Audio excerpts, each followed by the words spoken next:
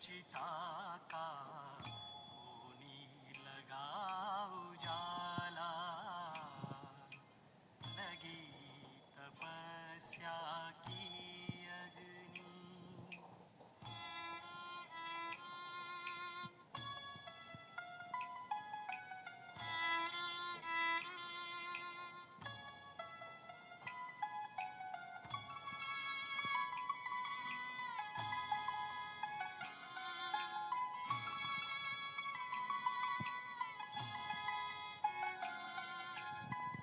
आत्मशुद्धि की अग्नि परीक्षा की घड़ियां हैं आई,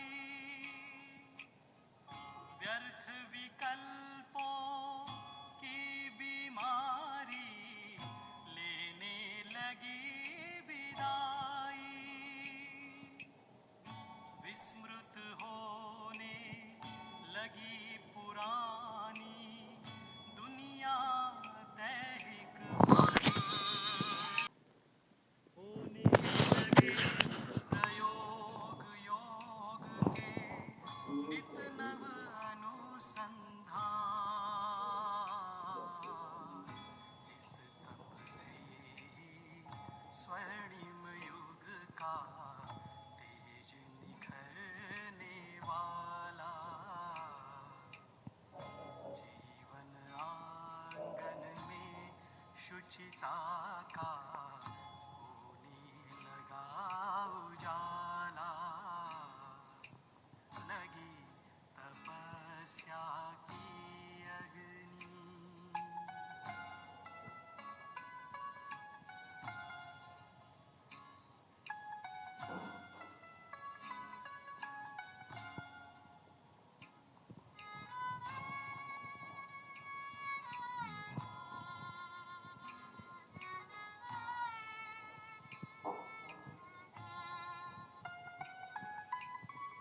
मन की गति पर हुआ नियंत्रण, संस्कार परिशोधन,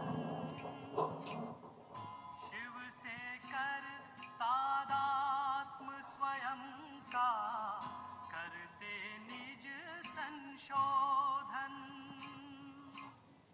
चिंतन लगा चमकने चित की, चंचलता कुम्हलाई, निर्बलता पर निर्मलता ने विजय श्री है पाई, वाह तपस्या तेरा अनुभव रस भी बड़ा निराला, जीवन आंगन में शुचिता का होने लगा उजाला, लगी तपस्या की अग्नि। ओम शांति। अव्यक्त स्थिति में स्थित हो। आज अव्यक्त वाणी सुनते हैं। रिवाइज्ड कोर्स 26 मार्च 1993 की। अव्यक्त वर्ष में लक्ष्य और लक्षण को समान बनाओ। तो आज निराकारी यानी शिव बाबा और आकारी ब्रह्मा बाबा, बाप दादा सर्वश्रेष्ठ ब्राह्मण आत्माओं को आकार रूप में और साकार रूप में देख रहे हैं। बाबा हम सबको देख रहे हैं। साकार रूप वाली आप सभी आत्माएं भी बाप के सम्मुख हो और आकारी रूपधारी बच्चे भी सम्मुख हैं। दोनों को बाप दादा देख हर्षित हो रहे हैं।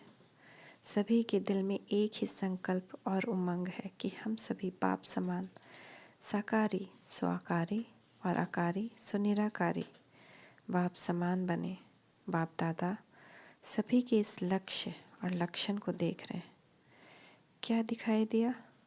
मेजॉरिटी का लक्ष्य बहुत अच्छा दृढ़ है, लेकिन लक्षण कभी दृढ़ है कभी साधारण है। लक्ष्य और लक्षण में समानता आना, यह निशानी है समान बनने की। लक्ष्य धारण करने में 99% भी कोई है, बाकी नंबरवार है। लेकिन सदा सहज और नेचुरल नेचर में लक्षण धारण करने में कहाँ तक है, इसमें माइनॉरिटी 90% तक है, बाकी और नंबरवार है। तो लक्ष्य और लक्षण में और लक्षण को भी नेचुरल और नेचर बनाने में अंतर क्यों है? समय प्रमाण, सर्कमस्टांस प्रमाण, समस्या प्रमाण। कई बच्चे पुरुषार्थ द्वारा अपने लक्ष्य और लक्षण को समान भी बनाते हैं, लेकिन यह नेचुरल और नेचर हो जाए, उसमें अभी और अटेंशन चाहिए। यह वर्ष अव्यक्त फरिश्ता स्थिति में स्थित रहने का बना रहे हो। यह देख बाप दादा बच्चों के प्यार और पुरुषार्थ दोनों को देख देख खुश होते हैं। वाह बच्चे वाह का गीत भी गाते हैं। साथ साथ अभी और आगे सर बच्चों के लक्ष्य और लक्षण में समानता देखना चाहते हैं। आप सभी भी यही चाहते हैं ना? बाप भी चाहते हैं, आप भी चाहते हैं। फिर बीच में बाकी क्या है, वह भी अच्छी तरह से जानते हो। आपस में वर्कशॉप करते हो ना। बाप दादा ने लक्ष्य और लक्षण में अंतर होने की विशेष एक ही बात देखी। चाहे आकारी फरिश्ता, चाहे निराकारी निरंतर नेचुरल नेचर हो जाए, इसका मूल आधार है निरहंकारी बनना। अहंकार अनेक प्रकार का है। सबसे विशेष कहने में भल एक शब्द देह अभिमान है, लेकिन देह अभिमान का विस्तार बहुत है। एक है मोटे रूप में देह अभिमान, जो कई बच्चों में नहीं भी है, चाहे स्वयं की देह, चाहे औरों की देह। अगर औरों की देह का भी आकर्षण है, वो भी देह अभिमान है। कई बच्चे इस मोटे रूप में पास हैं। मोटे रूप से देह के आकार में लगा हुआ अभिमान नहीं है, परंतु इसके साथ साथ देह के संबंध से अपने संस्कार विशेष हैं, बुद्धि विशेष है, गुण विशेष है, कोई कलाएं विशेष है, कोई शक्ति विशेष है। उसका अभिमान अर्थात अहंकार, नशा, रोग, ये सूक्ष्म देह अभिमान है।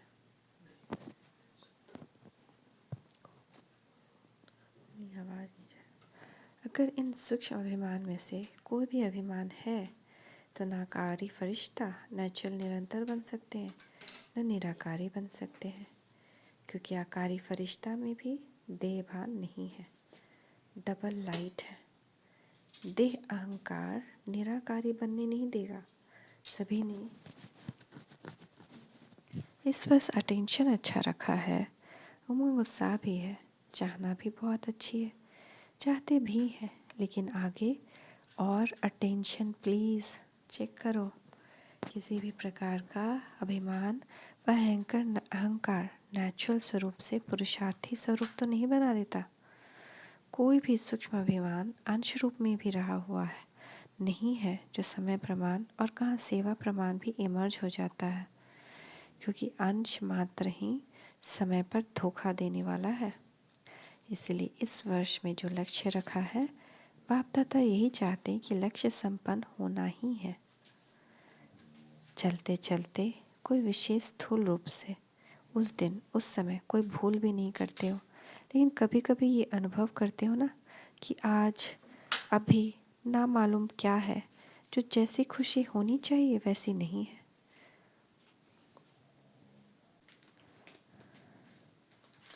ना मालूम आज अकेलापन व निराशा व व्यर्थ संकल्पों का अचानक तूफान क्यों आ रहा है। अमृत वेला भी किया, क्लास भी किया, सेवा भी, जॉब भी किया, परंतु ये क्यों हो रहा है? कारण क्या होता है?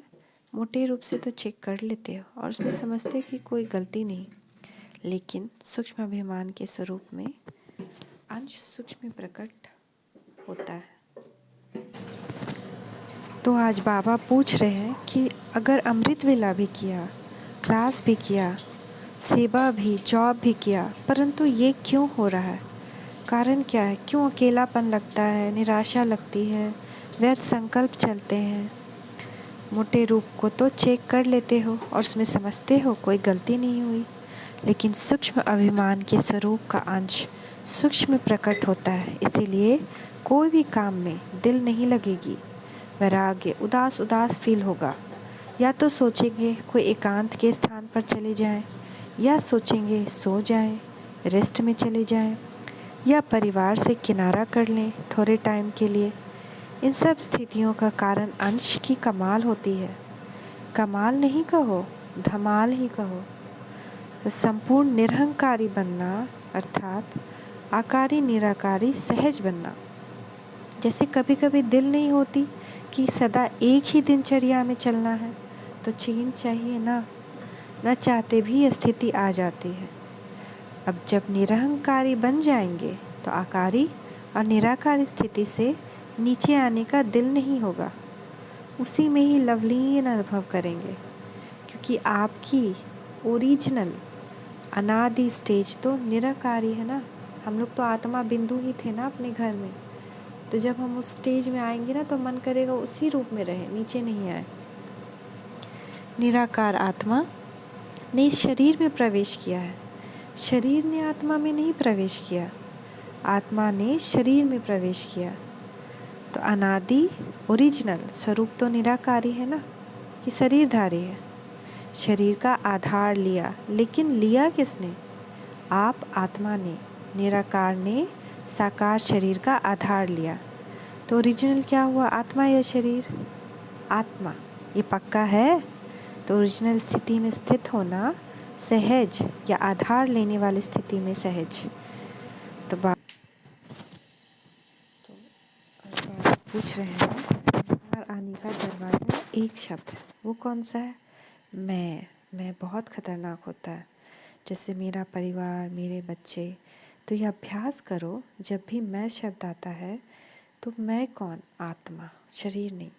ओरिजिनल स्वरूप सामने लाओ। मैं कौन? मैं आत्मा या फलानी फलानी। औरों को ज्ञान देते हो ना, मैं शब्द ही उड़ाने वाला है, तो मैं शब्द ही नीचे ले आने वाला है। मैं कहने से ओरिजिनल निराकार स्वरूप याद आ जाए, ये नेचुरल हो जाए। तो ये पहला पार्ट सहज है ना। तो इसी को चेक करो, आदत डालो। मैं सोचा और क्या याद आया कि मैं आत्मा हूँ। निराकारी स्वरूप स्मृति में आ जाए।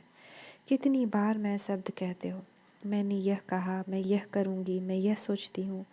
अनेक बार मैं शब्द यूज़ करते हो। तो सहज विधि है यह निराकारी वाकारी बनने की। जब भी मैं शब्द यूज़ करो, फ़ौरन अपना निराकारी ओरिजिनल स्वरूप सामने आए। ये मुश्किल है व सहज है? आप पूछ रहे हैं मुश्किल है कि आसान है? फिर तो लक्ष्य और लक्षण समान ही हुआ पड़ा है। सिर्फ ये युक्ति निरहंकारी बनने का सहज साधन अपना कर देखो, यह देह भान का मैं समाप्त हो जाए। क्योंकि मैं शब्द ही देहंकार में लाता है। और अगर मैं निराकारी आत्मा स्वरूप हूँ, ये स्मृति में लाएंगे तो मैं सब देह भान से परे ले जाएगा। फीलिंग का फ्लो भी इसी में आता है कि हमको कह दिया, मुझे कह दिया, मैं। ठीक है ना। सारे दिन में 25 से 30 बार तो ज़रूर कहते होंगे। बोलते नहीं हो तो सोचते होंगे, मैं यह करूँगी, मुझे ये करना है। प्लान भी बनाते हो तो सोचते हो ना। तो इतने बार अभ्यास आत्मा स्वरूप की स्मृति क्या बना देगा? निराकारी। निराकारी बन, आकारी फरिश्ता बन। कार्य किया और फिर निराकारी। कर्म संबंध के स्वरूप में संबंध में आओ, संबंध के बंधन में नहीं आओ। हम लोग क्या करते हैं, संबंध के बंधन में है। वो प्यार करे तो हम प्यार फील करें, वो इज्जत दे तो हम इज्जत फील करें, वो मेरे साथ हो तो हम अकेला ना फील करें। तो ये सब देह अभिमान और संबंध का बंधन है। देह अभिमान में आना अर्थात कर्म बंधन में आना, देह संबंध में आना अर्थात कर्म संबंध में आना। तो संबंध में रहना, बंधन में नहीं। दोनों में अंतर है। देह का आधार लेना और देह के वश होना, दोनों में अंतर है। फरिश्ता व निराकारी आत्मा देह का आधार ले, देह के बंधन में नहीं आएगी, संबंध रखेगी, बंधन में नहीं आएगी। तो बाप दादा फिर इस वर्ष की रिजल्ट देखेंगे कि निरहंकारी आकारी फरिश्ता और निराकार स्थिति में लक्ष्य और लक्षण में कितने समान हुए। महानता की निशानी है निर्माणता। निर्माणता यानी कि पोलाइटनेस, नम्र। जितना निर्माण उतना सबके दिल में महान स्वतः ही बनेंगे। बिना निर्माणता के सर्व के मास्टर सुखदाता बन नहीं सकते। किसी को सुख नहीं मिलेगा हमसे। निर्माणता निरंकारी सहज बनाती है। निर्माणता का बीज महानता का फल स्वतः ही प्राप्त कराता है। निर्माणता सबके दिल में दुआएं प्राप्त कराने का सहज साधन है। निर्माणता सबके मन में निर्माण आत्मा के प्रति सहज प्यार का स्थान बना देती है। निर्माणता महिमा योग्य स्वतः ही बनाती है। तो निरंकारी बनने की विशेष निशानी क्या है? निर्माणता वृत्ति में, यानी कि हमारे संकल्प में किसी के भी प्रति पोलाइटनेस ही आए, निर्माणता ही आए। दृष्टि में कुछ भी देख के पोलाइटनेस। वाणी में, संबंध संपर्क में निर्माणता। ऐसी नहीं कि मेरी वृत्ति में नहीं था लेकिन बोल निकल गया, नहीं। जो वृत्ति में होगी वही दृष्टि होगी, और जो दृष्टि होगी वही वाणी होगी, और जो वाणी होगी वही संबंध संपर्क में आएगा। चारों में ही चाहिए, तीन में है एक में नहीं, तो भी अहंकार आने का मार्जिन है। इसलिए इसको कहा जाता है फरिश्ता। तो समझा बाप दादा क्या चाहते हैं और आप क्या चाहते हो? चाहना दोनों की एक है, अभी करना भी एक करो। अच्छा, आगे सेवा के नए नए प्लान क्या बनाएंगे? कुछ बनाया है, कुछ बनाएंगे, चाहे इस वर्ष चाहे आगे का वर्ष। जैसे और प्लान सोचते हो कि भाषण भी करेंगे, संबंध संपर्क भी बढ़ाएंगे, बड़े प्रोग्राम भी करेंगे, छोटे प्रोग्राम भी करेंगे, ये तो सोचते हो। लेकिन वर्तमान समय के गति प्रमाण अभी सेवा की भी फास्ट गति चाहिए। वो कैसे होगी? वाणी द्वारा, संबंध संपर्क द्वारा तो सेवा हो रही है, मनसा सेवा भी करते हो, लेकिन अभी चाहिए थोड़े समय में सेवा की सफलता ज़्यादा हो। सफलता अर्थात रिजल्ट, उसकी विधि है वाणी के साथ साथ पहले अपनी स्थिति और स्थान के वाइब्रेशन को पावरफुल बनाओ।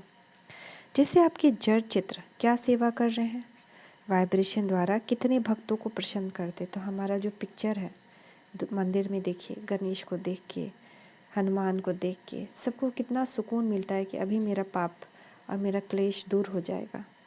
तो वैसे ही जब हम अपना वाइब्रेशन पावरफुल बनाएंगे तभी हमारा वाणी दूसरे को इफ़ेक्ट करेगा। हमारी वृत्ति, हमारा वाइब्रेशन कमज़ोर है तो हम कितना भी बोलेंगे हमारी वाणी का असर उस पर नहीं होगा।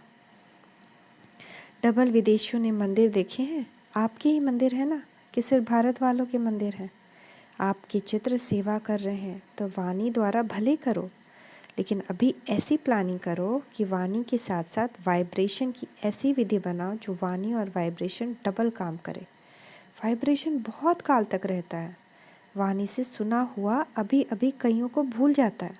हम किसी को कुछ बोलेंगे ना तो तुरंत फिर वो भूल जाएगा, लेकिन हम वाइब्रेशन देंगे ना तो उसको लगातार वो इफ़ेक्ट रहेगा लॉन्ग टाइम तक। वाइब्रेशन की छाप ज़्यादा समय चलती है। जैसे आप लोग अपने जीवन में अनुभवी हो कि कोई का उल्टा वाइब्रेशन, कि अगर कोई दिखे आए और फिर वो खराब बोली बोले, लेकिन और क्रोध में भी रहे तो क्रोध का वाइब्रेशन फैला, तो बोली तो इंसान भूल भी जाएगा लेकिन वो वाइब्रेशन कभी नहीं भूलता है।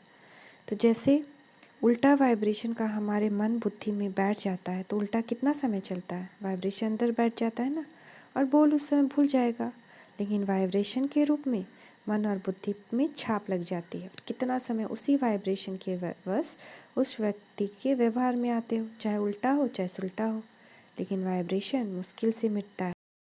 यह रूहानी वाइब्रेशन फैलाने के लिए पहले अपने मन में, बुद्धि में व्यर्थ वाइब्रेशन समाप्त करेंगे, तब रूहानी वाइब्रेशन फैला सकेंगे। किसी के भी प्रति अगर व्यर्थ वाइब्रेशन धारण किए हुए हैं तो रूहानी वाइब्रेशन नहीं फैला सकते। अगर किसी के लिए भी मन में है ना कि ये तो ऐसा ही है, ये तो वैसा ही करेगा, तो फिर हमारा जो वाइब्रेशन अगर उसके लिए फैलाते हैं कि आप पवित्र बनो, स्वस्थ बनो, ये कुछ भी, तो वो फैलेगा नहीं। व्यर्थ वाइब्रेशन रूहानी वाइब्रेशन के आगे एक दीवार बन जाती है। चाहे सूर्य कितना भी प्रकाशमय हो, अगर सामने दीवार आ गई, बादल आ गए, तो सूर्य का प्रकाश जो प्रज्वलित होने नहीं देता, जो पक्का वाइब्रेशन है वो है दीवार, और जो हल्के वाइब्रेशन है वो है हल्के बादल या काले बादल। वो रूहानी वाइब्रेशन को आत्माओं तक पहुंचने नहीं देगा, जैसे सागर में कोई जाल डालकर अनेक चीज़ों को एक ही बार इकट्ठा कर देते हैं, या कहाँ भी अपना जाल फैलाकर एक समय में अनेकों को अपना बना लेते हैं, तो वाइब्रेशन एक ही समय में अनेक आत्माओं को आकर्षित कर सकते हैं। वाइब्रेशन वायुमंडल बनाते हैं। तो आगे की सेवा में वृत्ति द्वारा रूहानी वाइब्रेशन के साथ साथ सेवा करो, तभी फास्ट होगी। वाइब्रेशन वायुमंडल के साथ साथ वाणी की सेवा भी करेंगे तो एक ही समय पर अनेक आत्माओं का कल्याण कर सकते हो। बाकी प्रोग्राम्स के लिए आगे भी बनाए स्टेज का प्रयोग और ज़्यादा करो और उसको और बढ़ाओ। संपर्क वालों द्वारा यह सहयोग लेकर इस सेवा की वृद्धि को प्राप्त कर सकते हैं। सहयोगियों का सहयोग किसी भी विधि से बढ़ाते चलो तो स्वतः ही सेवा में सहयोगी बनने से सहज योगी बन जाएंगे। ऐसी कई आत्माएं होती जो सीधा सहज योगी नहीं बनेंगी, लेकिन सहयोग लेते जाओ तो सहयोगी बनते जाओ और सहयोगी बनाते जाओ। तो सहयोग में आगे बढ़ते बढ़ते सहयोग उन्हों को योगी बना देता है। तो सहयोगी आत्माओं को और स्टेज पर लाओ। समझा क्या करना है? कोई एक आत्मा भी सहयोगी बनती है तो वह आत्मा प्रैक्टिकल में सहयोग देने से प्रत्यक्ष दुआओं से सहज आगे बढ़ती है और अनेकों के सेवा के निमित्त बनती है। साथ साथ वर्ष में मास मुकर्रर करो, कुछ मास विशेष स्वयं के पुरुषार्थ व श्रेष्ठ शक्ति धारण करने के अभ्यास के, जिसको आप तपस्या, रिट्रीट या भट्टियाँ कहते हो। हर एक देश के प्रमाण 2-2 मास फिक्स करो, जैसे सीज़न हो। 2 मास तपस्या के, 2 मास छोटी छोटी सेवाओं के, 2 मास बड़े रूप की सेवाओं के, ऐसे फिक्स करो। ऐसे नहीं कि 12 मास सेवा में इतने बिजी हो जाओ जो स्व की प्रगति के लिए टाइम कम मिले। जैसा देश का सीज़न हो। कई समय ऐसा होता है जिससे बाहर की विशेष सेवा नहीं कर सकते, वो समय अपनी प्रगति के प्रति विशेष रूप से रखो। सारा साल सेवा नहीं करो, यह भी नहीं हो सकता। सारा साल सिर्फ तपस्या करो, यह भी नहीं हो सकता। इसलिए दोनों को साथ साथ लक्ष्य में रखते हुए अपने स्थान के प्रमाण मुकर्रर करो, जिसमें सेवा और स्व की प्रगति दोनों साथ साथ चले। अच्छा, इस वर्ष की सीज़न की समाप्ति है और समाप्ति में क्या किया जाता है?